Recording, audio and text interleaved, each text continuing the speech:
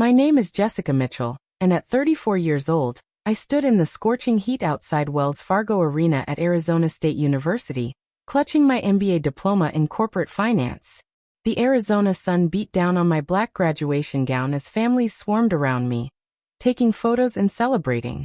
I had spent 5 grueling years in the executive MBA program, designed for working professionals like me, balancing full-time work as a senior financial analyst at Thompson and Associates with classes that ran until 10 at night.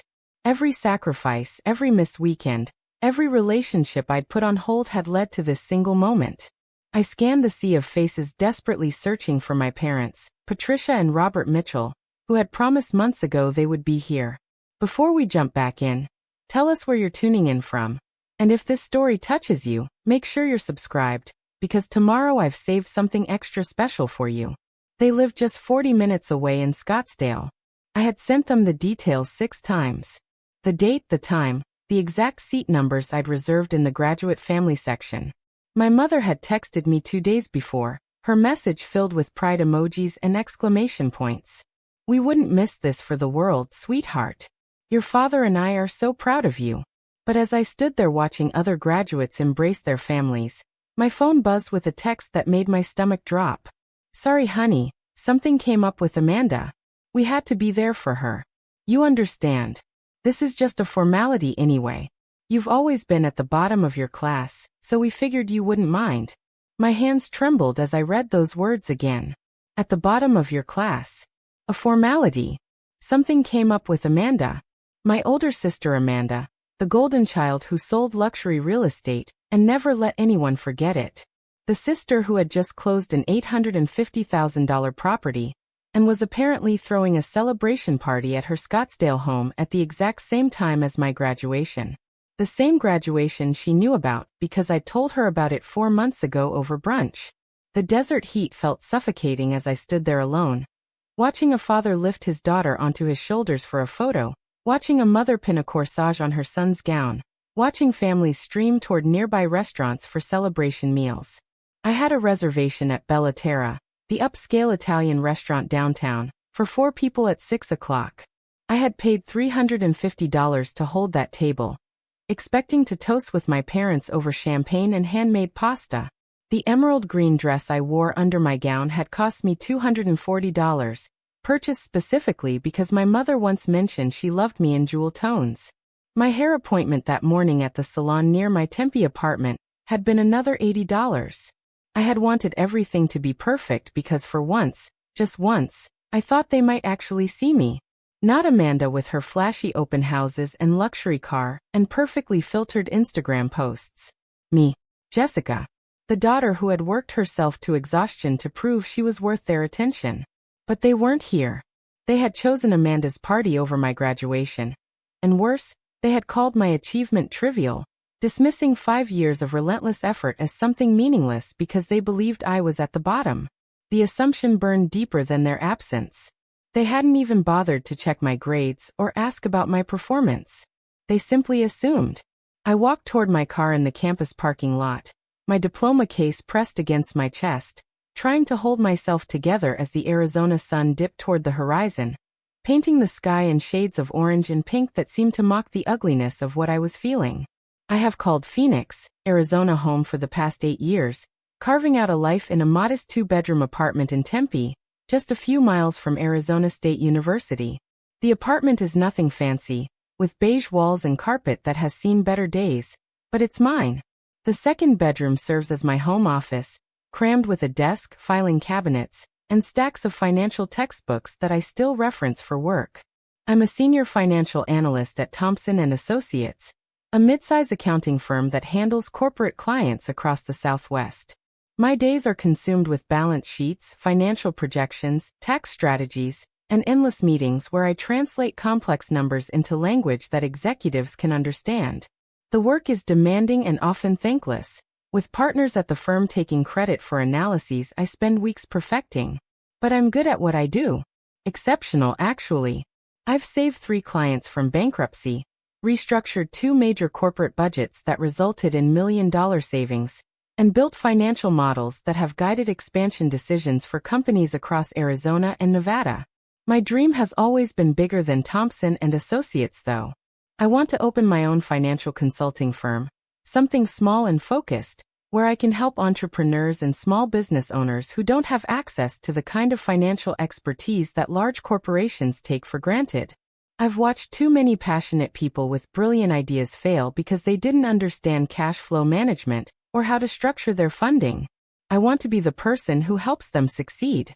To make that dream real, I've been saving aggressively for 6 years. Every bonus, every tax refund, every dollar I could spare has gone into a high-yield savings account that now holds $73,000. That money represents countless sacrifices. I drive a 12-year-old Honda Civic with a cracked windshield and a temperamental air conditioner, which in Phoenix summers is basically torture. I cut my own hair most months to save the salon fees. I pack lunches instead of eating out with colleagues. I buy clothes from discount stores and wear them until they fall apart. Every choice has been in service of that number growing, of reaching the point where I can lease office space, hire a part-time assistant, and launch Mitchell Financial Consulting. My parents, Patricia and Robert Mitchell, live in a sprawling ranch-style home in Scottsdale, about 30 miles northeast of my Tempe apartment, but a world away in terms of lifestyle. Their gated community features palm tree-lined streets, community pools, and homes with desert landscaping that costs more to maintain than my monthly rent. My father Robert, who everyone calls Bob, retired 3 years ago after a career in commercial real estate development. He spent decades working on strip malls and office complexes, and he's proud of the fact that several buildings around Phoenix bear his company's signature. He's a loud man, the type who commands attention when he walks into a room, with strong opinions about everything from politics to sports to how people should live their lives. My mother Patricia, known as Pat to her friends, was a human resources director at a large hospital system before she retired 2 years ago. She's more subtle than my father but no less opinionated, with a particular gift for passive-aggressive comments disguised as concern. They spend their retirement playing golf, hosting dinner parties with their country club friends, attending charity galas where they can be seen donating money, and absolutely doting on my older sister Amanda. Amanda Mitchell is 38 years old and works as a luxury real estate agent for a company called Luxury Properties Group. She specializes in high-end homes in Scottsdale, Paradise Valley, and the nicer parts of Phoenix, the kind of properties with infinity pools, chef's kitchens, and price tags that start at $2 million. Amanda has always been the star of our family, the daughter who knew how to work a room, who could charm anyone within 5 minutes of meeting them, who posted glamorous photos of herself at open houses with captions about living your best life and manifesting abundance. Her Instagram account has over 15,000 followers, a mix of potential clients, fellow agents, and people who just enjoy watching someone live a life that looks perpetually perfect. When Amanda closed a deal recently that netted her an $850,000 commission, my parents acted like she had won a Nobel Prize. They threw a party at their house, invited half of Scottsdale, and spent the entire evening bragging about their brilliant daughter, who had such a gift for connecting with people and closing deals. Meanwhile, my acceptance into the executive MBA program at Arizona State University barely warranted a mention at family dinners. When I told them I'd been accepted, my mother had said, "Oh, that's nice, dear, you've always been so serious about numbers," and then immediately pivoted to asking my father if he'd heard about Amanda's latest listing, a $4.2 million estate with mountain views. Growing up, the dynamic was always clear. Preparing and narrating this story took us a lot of time, so if you are enjoying it, subscribe to our channel, it means a lot to us. Now back to the story. Amanda was the sun around which our family orbited. She was outgoing and vivacious, always organizing sleepovers and school events, always the lead in school plays, always surrounded by friends. I was the one who preferred books to parties, who spent Friday nights doing extra credit assignments instead of going to football games, who joined the math club and the debate team instead of cheerleading or student council. Amanda threw elaborate backyard barbecues when she was in high school, and my parents would invite the whole neighborhood, showing off their charismatic daughter, who could make anyone feel welcome. I won regional academic competitions and science fairs, bringing home trophies and certificates that my parents would glance at briefly before finding a spot for them in a drawer somewhere. Amanda just has such a spark, My mother would say, as if my straight A report cards and perfect attendance records were somehow less valuable than being popular. Your sister knows how to connect with people, my father would add, implying that my intelligence was cold and impersonal compared to Amanda's warmth. The message was clear from an early age. Being smart and hardworking earned you polite acknowledgement. Being charming and social earned you celebration. I learned to stop expecting praise for my achievements and to simply focus on my own goals, building a future where I wouldn't need their validation to feel accomplished. When I decided to pursue my MBA, it wasn't a casual choice. I had been working at Thompson and Associates for 3 years and had hit a ceiling. The partners were all men in their 50s who promoted based on relationships rather than performance, and despite consistently delivering exceptional work, I kept getting passed over for advancement opportunities. I realized that without an advanced degree, I would spend the next 20 years stuck in the same position watching less qualified people climb past me. More importantly, I knew that if I ever wanted to launch my own consulting firm, I needed the credibility that an MBA would provide. Clients take you more seriously when you have those 3 letters after your name, especially in the world of corporate finance where everyone is obsessed with credentials.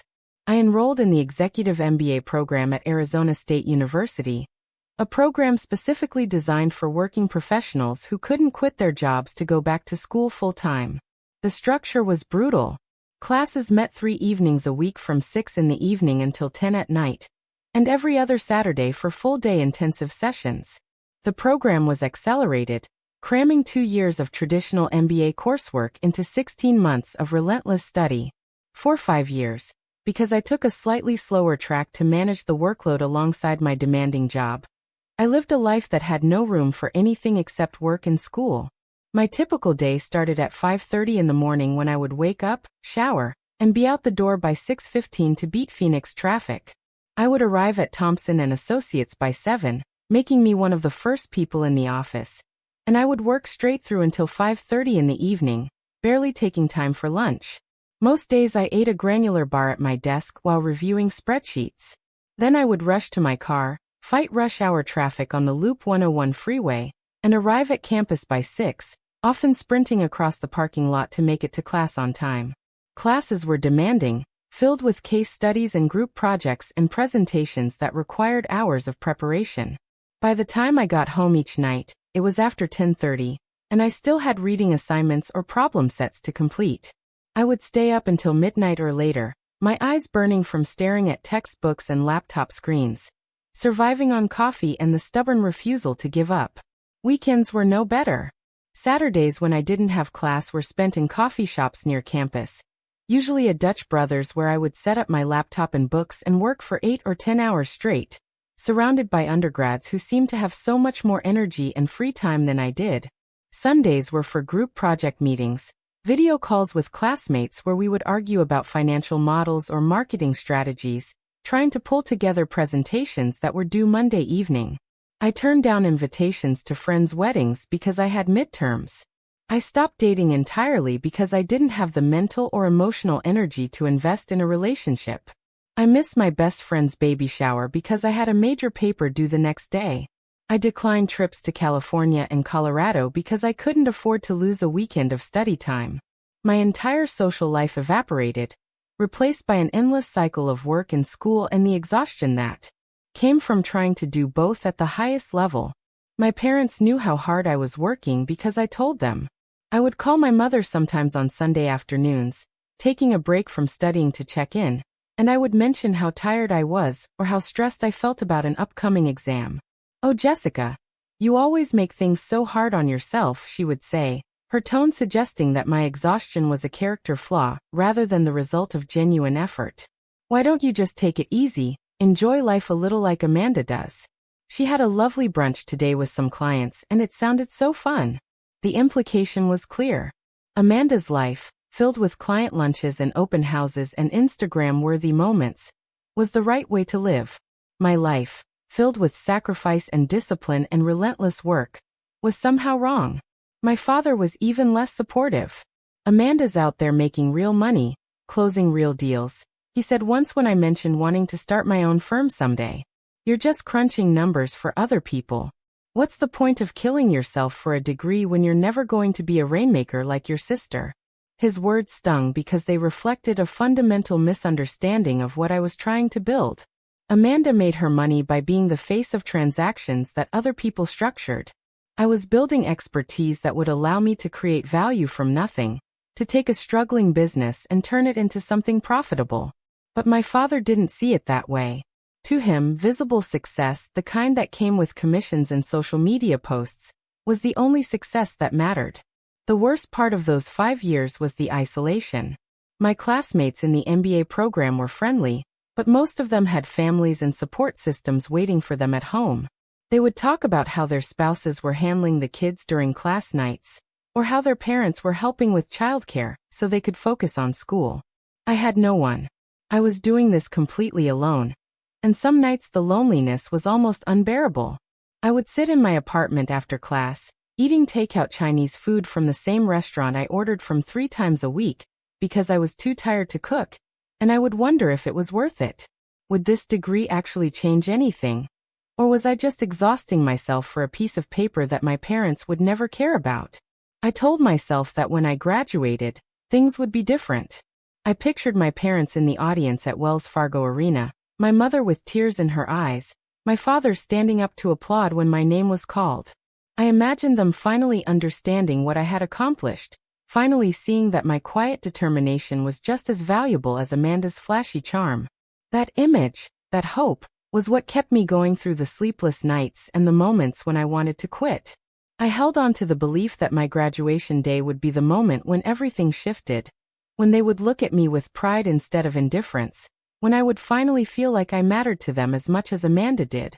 Amanda's relationship with me during those 5 years was complicated. On the surface, she was supportive. She would text me occasionally asking how school was going, and when we saw each other at family dinners, she would say things like, "I don't know how you do it, Jess. I could never handle that much work." But there was always an undertone to her comments, a subtle implication that my life was joyless and exhausting compared to hers. Once, when we met for coffee at a trendy spot in Scottsdale, she laughed and said, "You're so serious all the time. You should learn to have fun like me. Work doesn't have to be this huge struggle."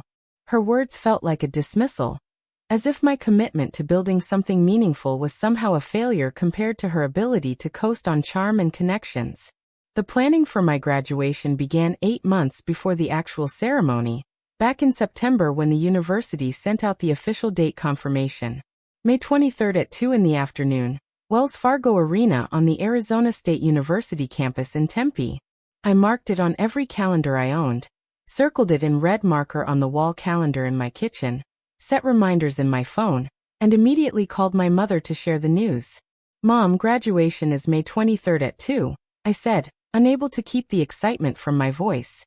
"I really need you and Dad there. This means everything to me." My mother's response was warm, almost enthusiastic. "Of course we'll be there, sweetheart. We wouldn't miss it for anything. Your father and I are so proud of what you've accomplished." Her words filled me with a hope I hadn't felt in years, and I held on to them like a lifeline. 2 days later, I called my father at his office, catching him between golf games. "Dad, just wanted to confirm you got the date for my graduation. May 23rd at 2, I said. He cleared his throat, that gruff sound he always made when he was half paying attention.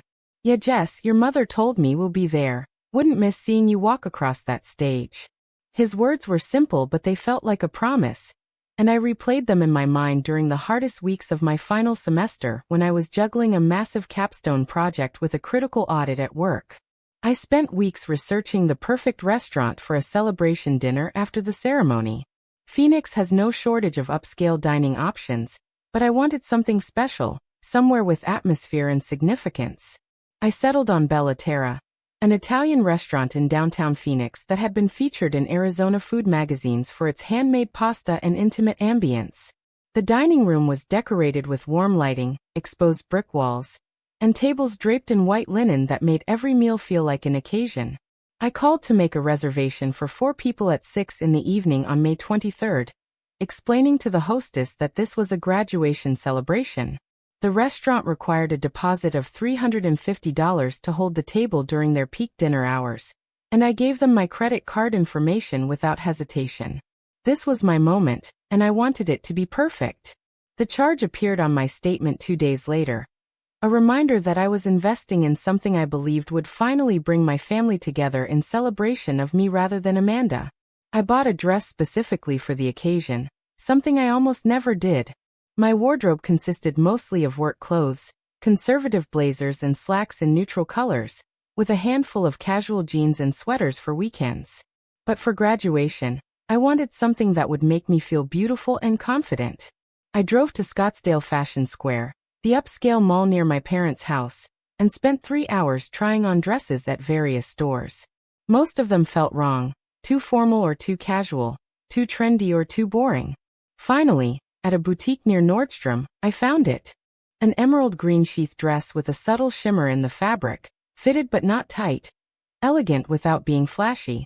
The color reminded me of something my mother had said years ago during a rare moment of connection. "You look lovely in jewel tones, Jess. They bring out your eyes." I had held on to that comment, and seeing myself in the emerald dress, I felt like maybe she had been right. The price tag was $240, more than I had ever spent on a single piece of clothing, but I handed over my debit card and told myself it was worth it. I also made an appointment at a salon near my apartment, a place called Desert Rose that specialized in formal styling. The appointment was scheduled for 9 in the morning on graduation day, giving me plenty of time to get my hair done and still make it to campus by noon for the graduate assembly. The stylist quoted me $80 for an updo with curls, and I booked it immediately, imagining my mother's face when she saw me looking polished and put together instead of my usual ponytail and minimal makeup. Every detail mattered because I wanted this day to reflect the magnitude of what I had achieved. 5 years of sacrifice deserved more than just showing up in my everyday clothes with my hair pulled back. I wanted my parents to see that I took this seriously, that this was a milestone worth celebrating. I created a detailed email with every piece of information my parents could possibly need. The email included the date and time, the exact address of Wells Fargo Arena with a link to Google Maps, parking instructions with information about which lots were designated for graduate families, the building entrance they should use, and the section and row numbers where I had reserved their seats.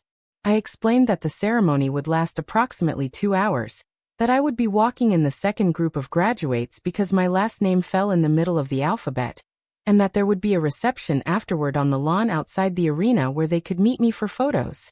I also mentioned the dinner reservation at Bella Terra, including the restaurant's address, and the time we needed to arrive.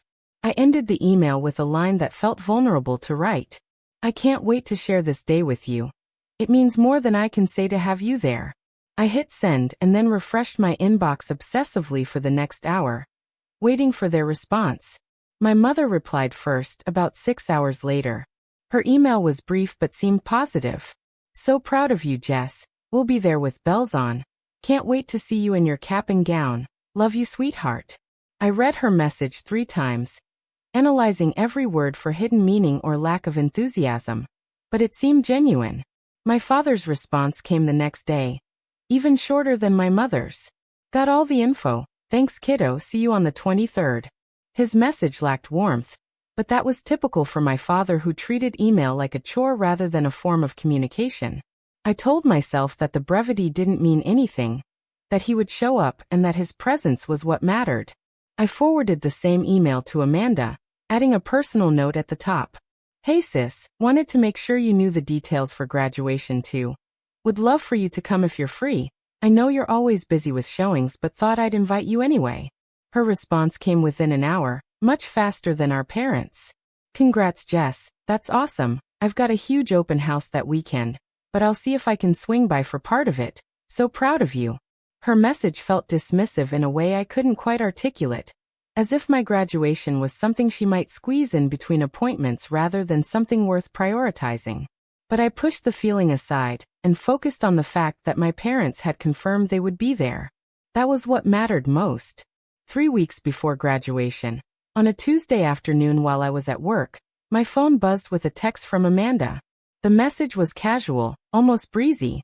"Hey Jess, just wanted to give you a heads up. I'm throwing a celebration party on May 23rd for that huge commission I just closed, finally making it official.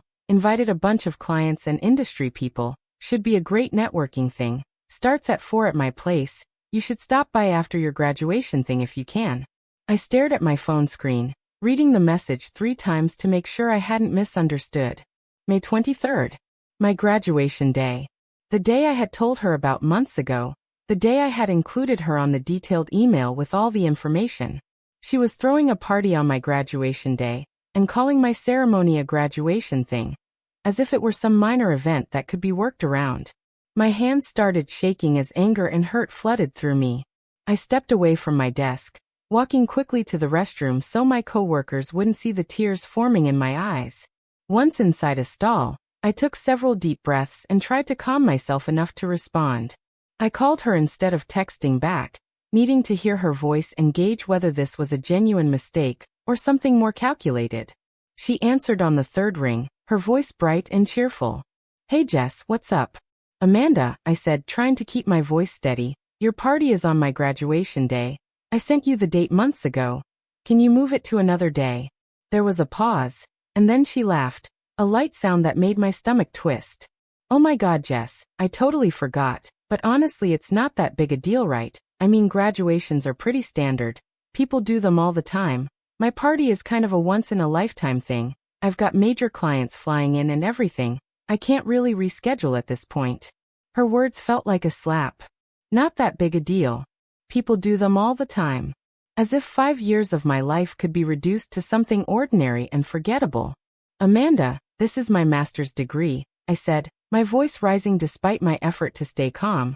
"I worked 5 years for this while working full-time. It's one of the biggest accomplishments of my life. And you're telling me your party is more important." She sighed, that exasperated sound she always made when she thought I was being difficult. "Jess, come on, don't be dramatic. Mom and Dad can probably do both. Your ceremony ends at what? For they can come to the first part and then head over to my place. It's only like 30 minutes away, it'll be fine." I wanted to scream. My ceremony ended at 4, but there was a reception afterward, and the dinner reservation at Bella Terra wasn't until 6. If my parents left early to go to Amanda's party, I would be standing alone at the reception while everyone else celebrated with their families. But more than the logistics, it was the principle. Amanda had known about my graduation for months. She could have picked any other weekend for her party, but she had chosen this one, and now she was refusing to change it. "Why can't you pick a different day?" I asked, my voice breaking slightly. "You just said you're scheduling this party. You haven't sent invitations yet. Just move it to the next weekend." Amanda's tone shifted, becoming defensive. "Actually, I already sent save the dates to like 40 people, and I've got vendors booked, and some of my clients can only make that specific weekend because they're traveling. It's complicated, Jess. You wouldn't understand because you don't work in an industry where timing matters this much." Her words stung, the implication that my career was somehow less important than hers, that my world of financial analysis didn't involve deadlines or time-sensitive decisions. I ended the call without saying goodbye, my hands trembling as I shoved my phone back into my purse. I returned to my desk and tried to focus on the budget analysis I had been working on, but the numbers blurred together as my mind spun with questions. Was Amanda doing this on purpose? Was she so threatened by my success that she needed to create a competing event to steal attention? Or was she really just thoughtless enough to schedule her party, without considering that it would overshadow my graduation? That night I lay in bed staring at the ceiling of my small apartment, the air conditioner humming as it fought against the late spring heat that was already building in Phoenix. I thought about calling my parents to tell them what Amanda had done, to ask them directly to skip her party and prioritize my graduation. But something stopped me. A small voice in the back of my mind whispered that if I had to beg them to choose me, then their presence wouldn't mean what I wanted it to mean. I wanted them to show up because they valued me, because they recognized that my achievement mattered, not because I had guilt them into it. So I said nothing. I told myself that they would make the right choice, that when the day came they would realize my graduation was more important than Amanda's party. I clung to that hope even as doubt gnawed at me, whispering that I was setting myself up for disappointment. The weeks leading up to graduation were a blur of final exams, project presentations, and the mounting pressure of closing out the fiscal year at work. I barely slept, running on caffeine and adrenaline, pushing through exhaustion because the finish line was finally in sight. My classmates talked about their graduation plans, sharing stories about family members flying in from other states, about parties their friends were throwing, about job offers they had accepted. I smiled and nodded, pretending I had similar plans, but inside I felt increasingly anxious about whether my parents would actually show up. The morning of May 23rd arrived with the kind of bright sunshine that Phoenix is known for, the sky a flawless blue that stretched endlessly over the desert landscape. I woke up at 6, too restless to sleep despite having stayed up past midnight finishing last-minute work emails. I made coffee in my tiny kitchen, standing by the window and watching the sun rise over the distant mountains, trying to absorb the significance of the day. This was it. The culmination of 5 years of sacrifice. I showered and dressed in comfortable clothes for the drive to the salon, then headed out at 8:30 to beat traffic. The stylist at Desert Rose was a woman in her 50s named Claudia, who had done hair for countless graduations and weddings. She washed and blow-dried my hair, then spent 45 minutes creating an elegant updo with loose curls framing my face, using enough hairspray to ensure it would survive the outdoor heat and the hours under a graduation cap. When she spun me around to face the mirror, I barely recognized myself. I looked polished and sophisticated, like someone who belonged at a corporate gala rather than hunched over spreadsheets in a cramped office. "Thank you," I said, my voice thick with emotion. "It's perfect." Claudia smiled and squeezed my shoulder. "Congratulations, honey. You should be so proud of yourself." Her kindness brought tears to my eyes, and I blinked them back quickly, not wanting to ruin the makeup I had carefully applied that morning.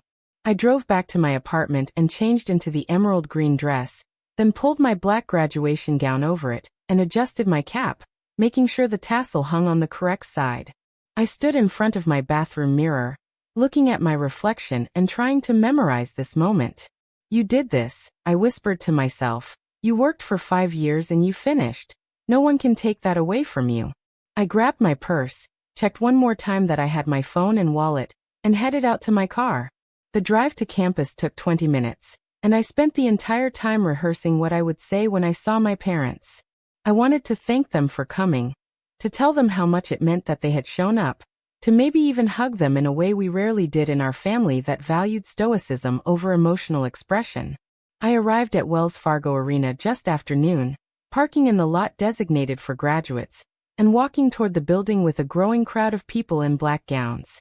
Families were everywhere. Parents adjusting their kids' caps, siblings holding bouquets of flowers, grandparents taking photos with phones and cameras. The energy was infectious, a buzz of excitement and pride that made my heart race. I checked my phone, hoping for a text from my parents confirming they had arrived and were finding their seats, but there was nothing. I told myself they were probably just dealing with parking or navigating the crowded campus, that I would see them soon.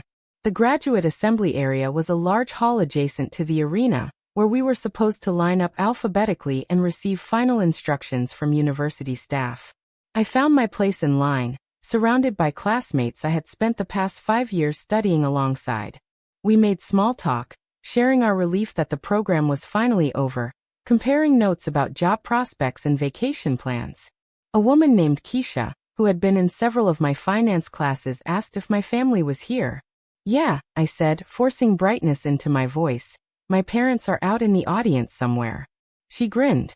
"That's awesome, my whole crew is here, parents, siblings, aunts, uncles, probably half of Tucson made the drive." Her joy was genuine and I was happy for her, but it made the knot in my stomach tighten. Where were my parents? I checked my phone again. Still nothing. At 1:30, the university staff began organizing us into our processional lines, reminding us to silence our phones and to wait for our names to be called before walking across the stage. The anticipation was building, and I could feel my pulse quickening. This was real.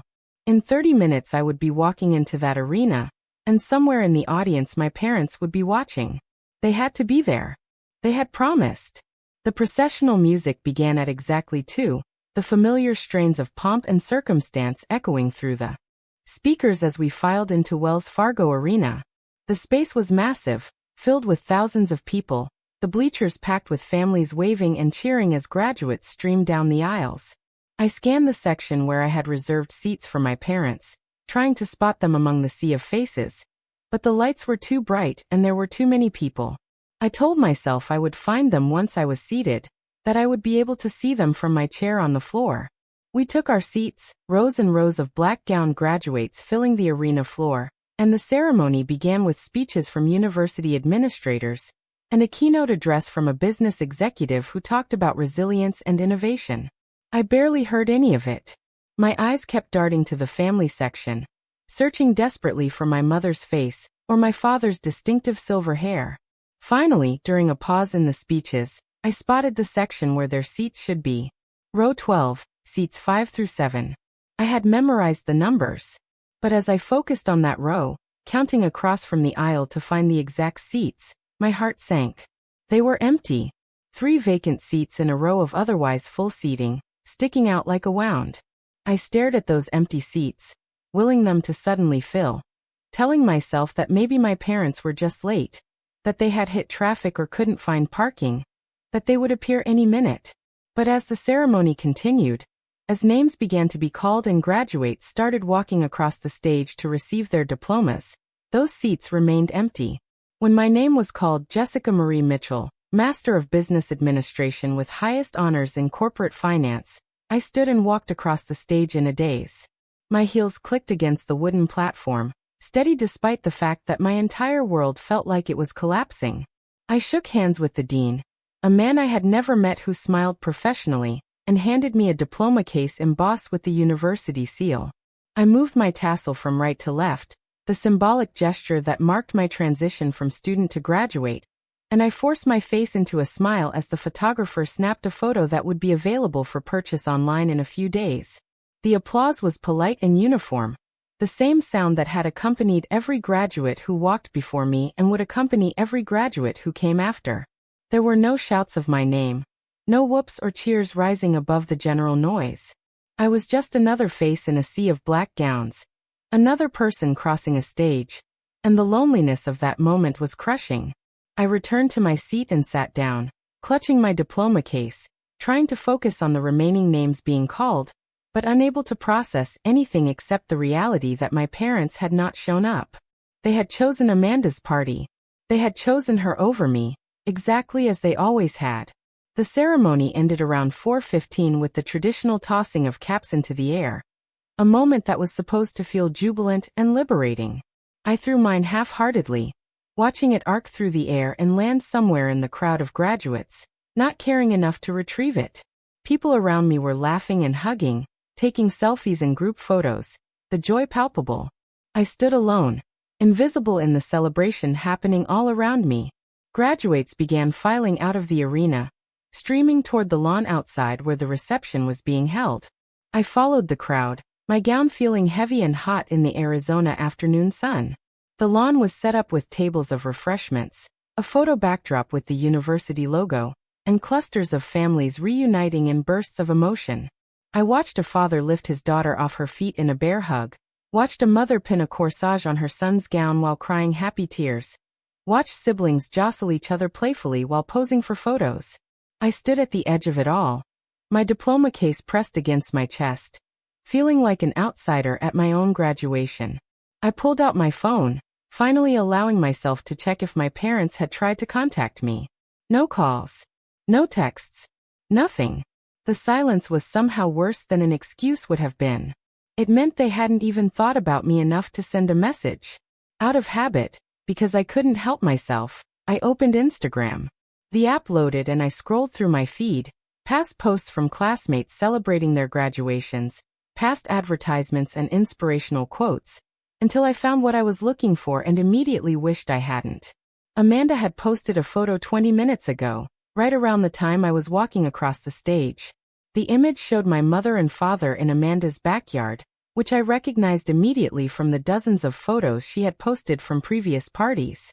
They were standing by her pool, the water sparkling blue in the background, holding glasses of champagne and smiling broadly at the camera. My mother was wearing a coral-colored dress I had never seen before, something she must have bought specifically for this occasion. My father had his arm around her shoulders, looking relaxed and happy in a polo shirt and khakis. Amanda had captioned the photo, celebrating the biggest deal of my career with the people who matter most. So grateful for family who always show up when it counts. Here's to many more victories. I stared at that caption, reading it over and over, each word cutting deeper.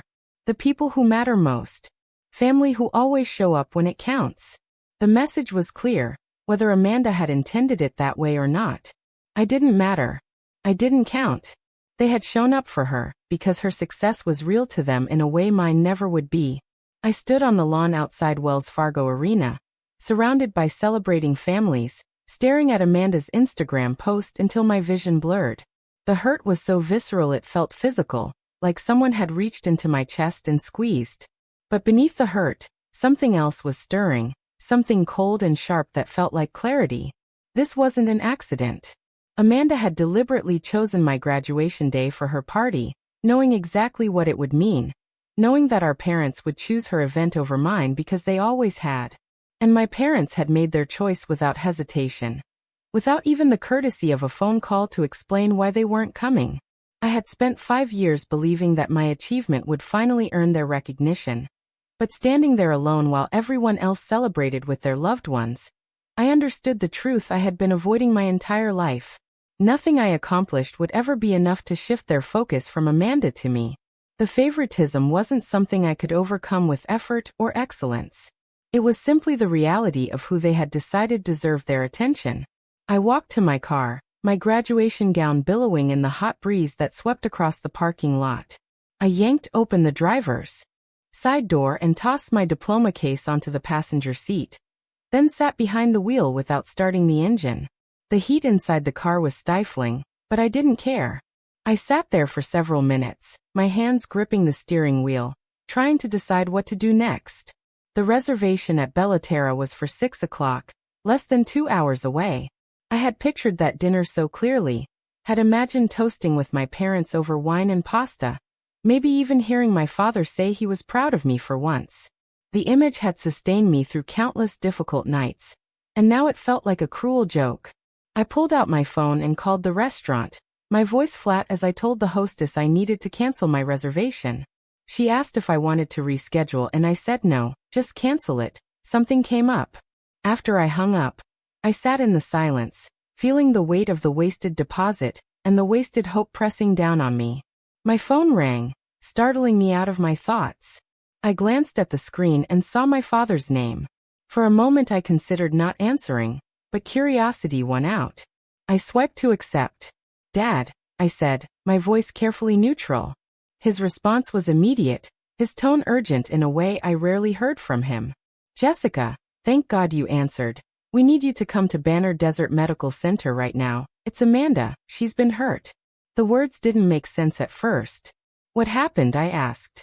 "Your sister fell," he said, his voice tight with stress. "She was at her party, had too much to drink apparently, tripped going down the stairs from her deck to the pool area. She fell hard and hit her head, broke her leg too. The paramedics just brought her in and the doctors are saying she needs surgery. It's bad, Jessica, we need you here."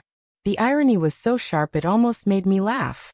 Amanda's party, the event that had been so important it couldn't be rescheduled, had ended with her in the hospital. And now they needed me. Not wanted me, needed me. I could hear the difference in my father's voice. The edge of panic that came from realizing they were in over their heads. "Which hospital?" I asked, already knowing I would go despite everything. "Banner Desert Medical Center," he said. "It's on Brown Road in Mesa. Do you know where that is?" I knew. It was about 15 minutes from where I sat. "I'll be there soon," I said, and ended the call without waiting for his response. I started my car and pulled out of the parking lot, my graduation gown still on, because I was too numb to care about taking it off. The drive to the hospital passed in a blur, my mind oscillating between concern for Amanda and a bitter anger at my parents for only reaching out when they needed something. I parked in the visitor lot at Banner Desert and walked through the automatic doors into the emergency department. I found my parents in the waiting area, both of them looking pale and stressed. My mother's coral dress seemed garish under the fluorescent hospital lights. They looked up as I approached, and my mother's face crumpled with relief. "Jessica, thank God you're here," she said, reaching for my hand. I pulled back slightly, keeping physical distance between us. What happened? I asked again, needing to hear the full story. My father rubbed his face, exhausted. Amanda was celebrating with some clients at her house. She'd been drinking champagne, several glasses apparently, and she went to go down the stairs from the upper deck to the pool level. She missed a step or tripped. She fell about 8 feet and landed on the concrete pool deck. She hit her head pretty hard and her left leg is broken. The femur, they said, it's a bad break, needs surgical repair with pins and maybe a plate. My mother added, her voice shaking. The doctors said the surgery could cost $50,000 or more. Amanda's insurance through her real estate agency isn't very good. It's one of those high-deductible plans and she doesn't have savings to cover this. We don't have that kind of money either. Retirement doesn't leave much room for emergencies like this. There was a pause and then my father looked directly at me. Jessica, we know this is asking a lot, but you're the only one who might be able to help. You've always been so good with money, so careful with saving. We were hoping maybe you could cover the surgery costs. We'll pay you back somehow. We just need to get Amanda through this. The request hung in the air between us, and I felt something inside me harden. They wanted me to pay $50,000, nearly 3/4 of everything I had saved over 6 years of relentless discipline, to bail out Amanda after they had skipped my graduation to attend her party.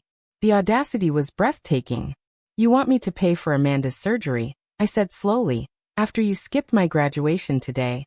After you chose her party over the most important moment of my life, you're asking me to give up my savings for her. My mother flinched, guilt flashing across her face. Jessica, we're so sorry about missing your graduation. We truly are, but Amanda said her party was critical. She had major clients there, and she said your ceremony was really just a formality since you've always struggled academically. She said you were at the bottom of your class and wouldn't mind if we supported her instead. We thought we were making the right choice. Her words hit me like cold water. At the bottom of my class. I stared at my mother, barely able to process what she had just said. I graduated with highest honors, I said, my voice rising despite my attempt to stay calm.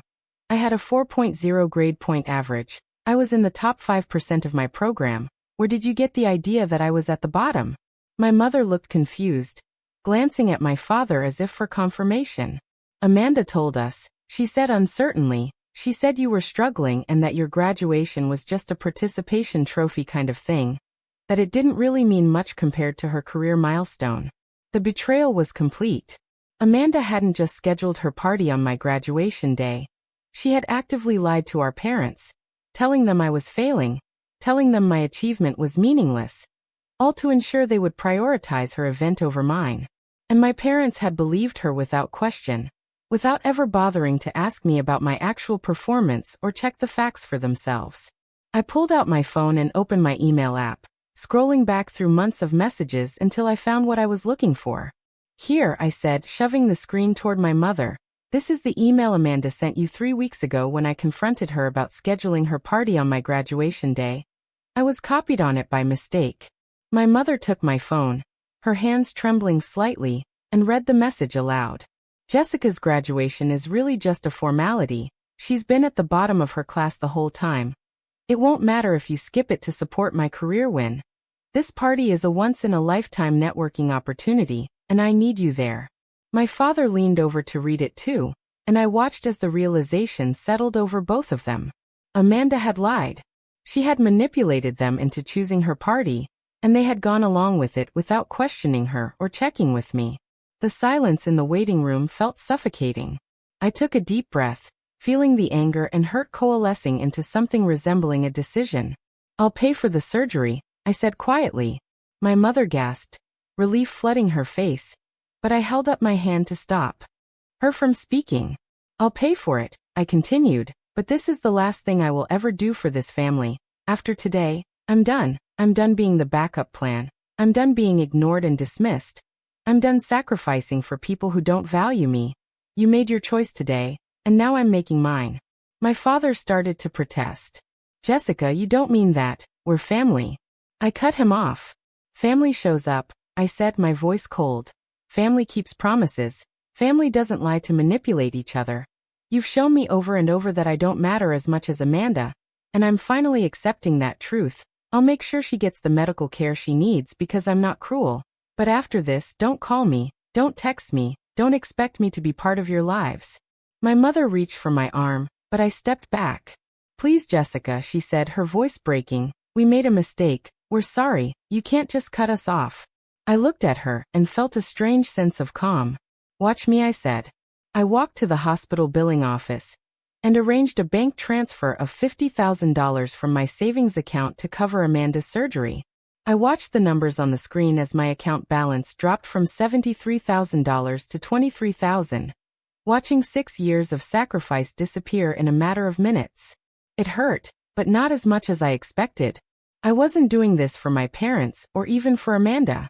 I was doing it so I could walk away with no regrets, no lingering obligations, no way for them to ever claim I had abandoned family in their time of need. When the transfer was complete, I left the billing office and walked past the waiting room where my parents still sat. I didn't stop to update them. I simply walked out of the hospital, got into my car, and drove back to my apartment in Tempe.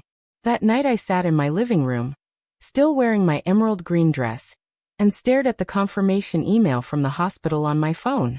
$50,000. Gone. The dream I had been building toward for 6 years had just become significantly more distant. But as I sat there in the quiet of my apartment, I felt something unexpected. Relief. For the first time in my life, I wasn't waiting for my parents' approval. I wasn't hoping they would finally see me. I was free from that exhausting cycle. And the freedom felt like oxygen after years of holding my breath. The next morning I woke up early and began the process of extracting my family from my life. I blocked my mother's phone number, then my father's, then Amanda's. I removed them from my email contacts, marking their addresses as spam. I unfollowed them on every social media platform, erasing their digital presence from my daily awareness. It wasn't done in anger. It was done with intention, a deliberate choice to protect myself from people who had proven they would hurt me. Over the next 2 weeks, I spent every evening after work researching cities where I might start over. I considered Denver, Portland, Seattle, but something about Austin, Texas kept calling to me. The city had a growing economy, a thriving small business community, and a reputation for embracing entrepreneurs. I found a small office on South Congress Avenue, 800 square feet with exposed brick and large windows. The rent was $1,500 a month. I contacted the landlord, signed a lease using the last $10,000 of my savings for the security deposit and first month's rent. It was reckless in some ways, leaving behind my job at Thompson and Associates where I had seniority and a steady paycheck, but staying in Phoenix felt impossible. Every street corner held memories of being overlooked. I gave my notice at work, packed up my apartment, and drove the 14 hours from Phoenix to Austin in my 12-year-old Honda Civic, watching the Arizona desert give way to the greener landscapes of Texas. The first few months were brutal. I had to rebuild everything from scratch, finding clients in a city where I had no reputation. I took on small projects, helping local startups with their financial planning, doing contract work for small businesses that couldn't afford a full-time CFO. The money was inconsistent, but slowly I began to build a client base. Word of mouth worked in my favor, and gradually my calendar filled with meetings and projects. My office on South Congress became a space I loved, decorated simply with second-hand furniture and a coffee maker that I used multiple times a day. It wasn't fancy, but it was mine, built with the remains of my savings and my willingness to work harder than anyone else. My parents tried to reach out during those first few months. I would occasionally get calls from numbers I didn't recognize, numbers that turned out to be my mother calling from a friend's phone. I never answered, and I never listened to the voicemails. Through a distant cousin, I heard that Amanda's fall had become something of a scandal in Scottsdale's real estate community. A client at her party had witnessed Amanda stumbling drunk down the stairs and had shared the story with others in their professional network. The narrative that spread was that Amanda was unprofessional, that she couldn't handle her alcohol. She lost a major listing, a $15,000 commission for a corporate property, because the client didn't want to work with someone who had that kind of reputation. Her recovery took months, during which she couldn't show properties or attend meetings, and her income dried up almost completely. I didn't take pleasure in her struggles, but I didn't feel guilt either. Looking back now, almost a year after my graduation, I can see that day as a turning point that had nothing to do with the degree itself. The real achievement was finally understanding that I didn't need my parents' validation to know my worth. For 34 years I had been chasing their approval, believing that if I just worked hard enough, they would finally see me the way they saw Amanda. But standing alone on that lawn, I learned the most important lesson of my life. Some people will never value you the way you deserve, and continuing to seek their approval is just another way of diminishing yourself. Mitchell Financial Consulting is growing, my client roster expanding, my reputation in Austin's small business community solidifying. I'm helping people who genuinely appreciate what I bring to their companies, and that appreciation, earned through my skills rather than granted by family obligation, means more than I ever expected. If you've ever had to choose yourself over people who couldn't see your value, if you've ever walked away from family because staying would have meant losing yourself, I want you to know that you're not alone. The decision to set boundaries, to cut ties, to prioritize your own well-being is one of the hardest choices you'll ever make. But it's also one of the most important. You deserve to be surrounded by people who celebrate your achievements, who show up when they promise to, who value you for who you are rather than what you can do for them. My graduation day didn't end the way I planned, but it gave me something more valuable than my parents' presence. It gave me clarity, freedom, and the courage to build a life that doesn't require their approval to be meaningful. Up next, you've got 2 more standout stories right on your screen. If this one hit the mark, you won't want to pass these up. Just click and check them out.